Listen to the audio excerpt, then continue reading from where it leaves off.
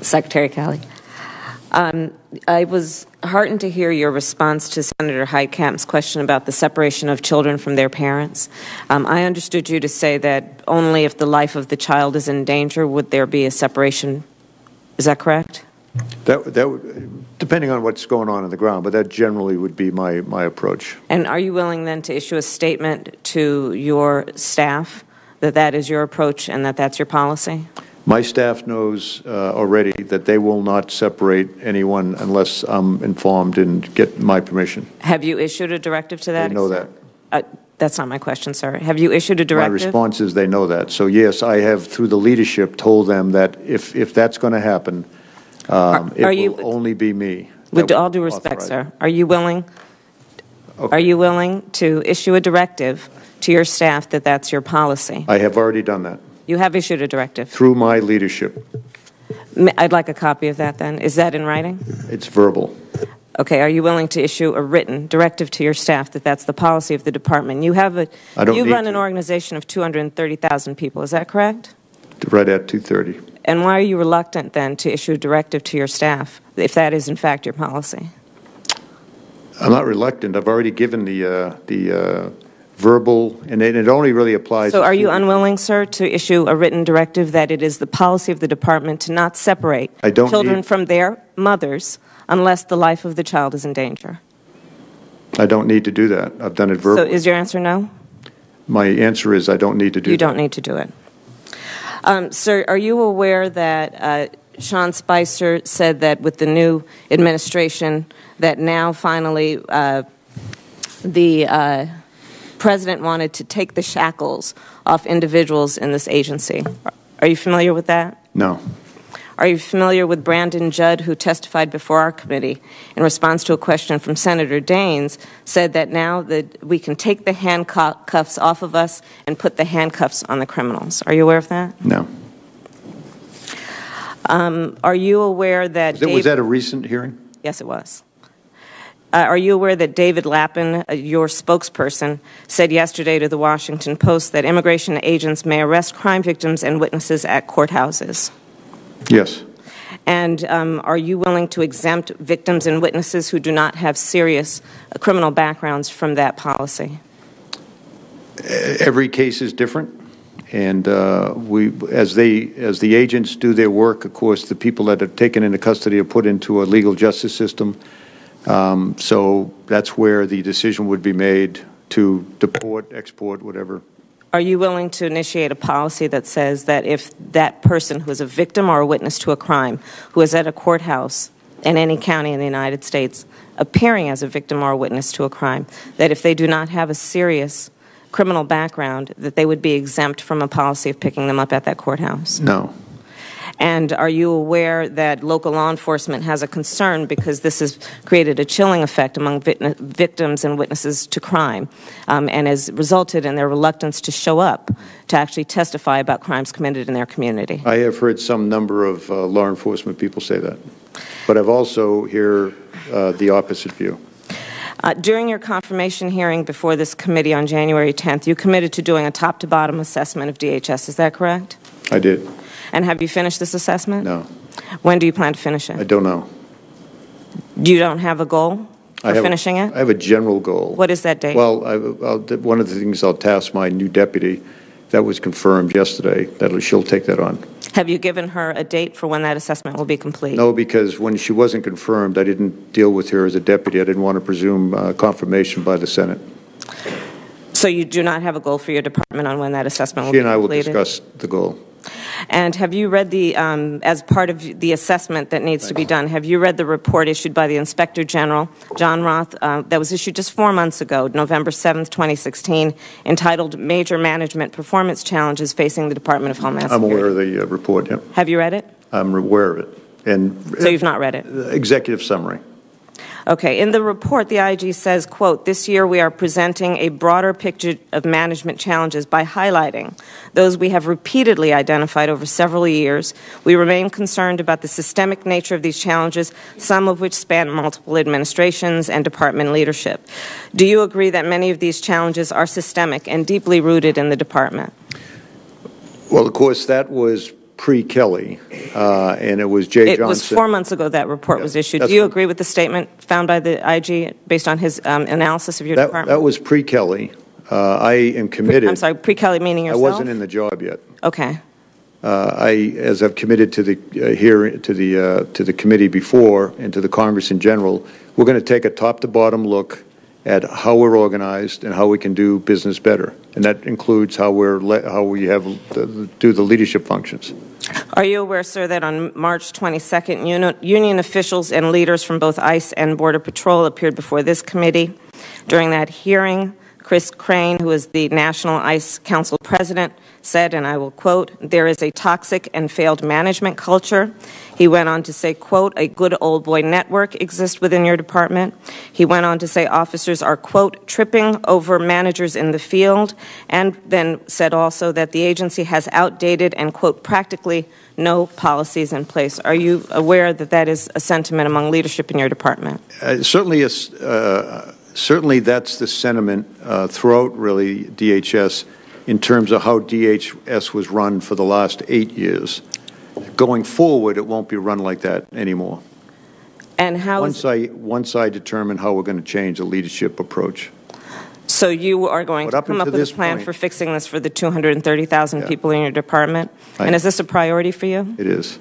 And at the same hearing, both Mr. Crane and the National Border Patrol President Brandon Judd spoke of an extensive morale issue at DHS, which is also reflected in the Federal Employee Viewpoint Survey, which is published by OPM. Are you aware that DHS ranks as the last among large agencies in terms of its morale? That was certainly the case under the Obama administration, but we're changing that already. And you're going to change that within what time period for your department of 230,000? Oh, it's changed. It's already changing. It is changing. Okay. And in regards to your top-to-bottom assessment, has your assessment included looking into the morale issues at the agency and putting in place programs and initiatives to actually improve the morale? That's what I do, yes. And can you provide us with a list of the policies that you've instituted to improve morale at the department? My leadership is the start point, and we'll continue to look at ways to improve the morale. One of the issues most focused on by the workforce since over the last 8 years that affected their morale was an inability to do their jobs. Now that we've opened the aperture in terms of the amount of work that they're allowed to do, I'm deflecting a lot of outside influences into the workforce so they can do their jobs. Sir, but my question to you, with all due respect, my question to you is, what have you put in place to turn the morale around in this department? And the morale, which is at the lowest of any large federal agency, and the condition has existed throughout it appears, the life of the agency, and certainly has passed through many administrations. Under the Obama administration, the morale suffered terribly. So what plans have you put in place, sir? My leadership. So you're saying by virtue of you being there, morale will now change? By virtue of the fact, the greatest impact in raising the morale in the last 90 days or so has been that the workforce now is allowed to do their job. And that would be, they're now unshackled, is that correct? They're allowed to do their job as the professionals they are. And the administration has proposed tripling the current number of ICE agents and increasing the number of Border Patrol agents by 25%, in addition to requesting a $4 billion to begin the construction of a wall, which has been discussed. Are you in support of actually bringing on these new agents before you have repaired the damage that has existed in your agency? It's simultaneous, sure. Okay, Senator Harris, we're going to give you an opportunity. Sure, I'll go through round two. Thank you, Chairman. Senator Harris for 5 minutes. I appreciate that. Secretary Kelly, I represent a state of almost 39 million people, which is also a state with the largest number of immigrants documented and undocumented of any state in this country. And they have a right to have an understanding, a clear understanding of the policy priorities of your department. At March 8th confirmation hearing for Elaine Duke, I asked her how the 7 enforcement categories from your February 20th memo would be prioritized, and she answered that the priorities are listed in descending order. Do you agree with that? No. And so what is can you please rank then the 7 factors? and the priority among them? Those 7 factors allow the ICE folks to make their decision as to who they will develop a target package on and then go try and apprehend. But they're not in descending order, they're just those are the categories. So what has been your direction to the folks on the ground about what the priorities should be, understanding that they, like all law enforcement agencies, have limited resources and a very important charge? Are you not giving them any direction around priorities within the 7 criteria? The direction they have is the start point is illegal status, and then something from the priorities. But we're not going to go after, as an example, all the murderers, and then we get all the very, very serious criminals, and then once we get all of them, go after the next and the next and the next.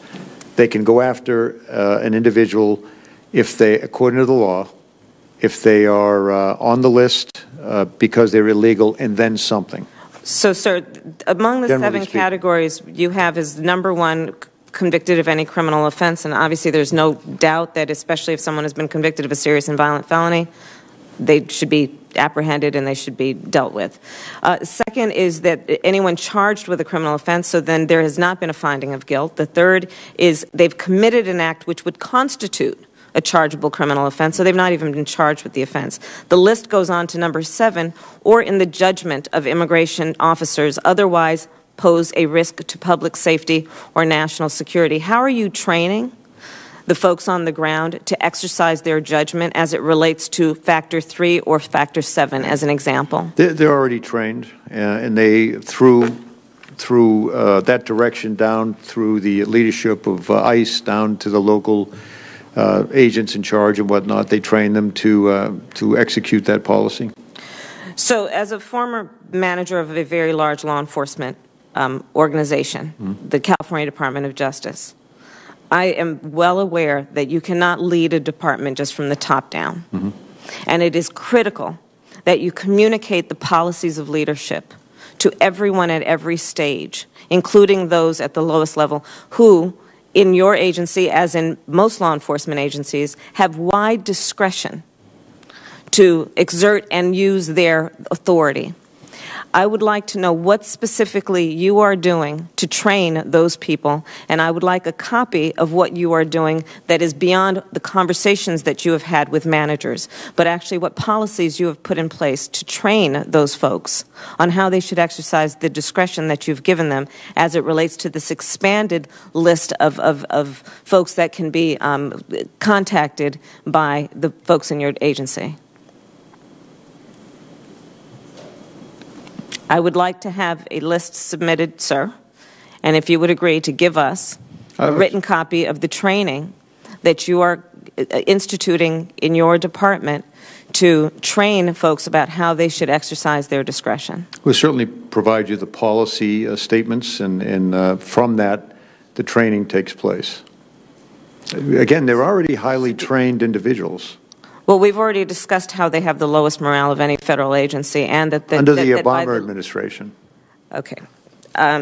So, sir, given the extent and depth of the problems that exist at DHS, and that we have so far received no assessment or any program that you have or plan that you have to address these issues, how can you justify such massive increases in hiring and resources? And should the American public really be expected to give you billions of dollars and provide billions of dollars to your agency when, on blind faith, in spite of the fact that there has been no clear change of direction or course beyond the fact that you were appointed to lead the agency? Should the American public believe to have blind faith in the fact that you are now the leader and therefore everything has changed? They should have faith in the fact that I'm the leader. They should also have faith that the rank and file have now been allowed to do their job. We've already seen a change in the morale. Yes. Thank you. I have no further questions. Thank you.